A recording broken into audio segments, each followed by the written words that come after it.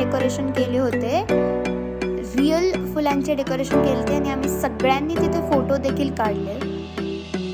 हे जे आहे ते त्यांनी रांगोळीने काढलं होतं आणि हे असं टाईपचं गार्डन होतं.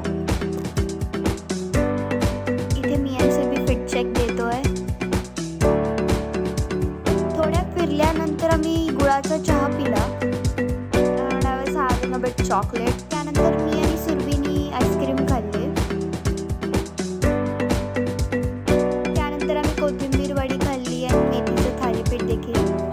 त्यानंतर मम्मी पप्पांनी ही मासवडीची थाळी घेतली होती, ज्यातली मी मासवडी खाल्ली अँड देन आम्ही भजीची प्लेट घेतली होती.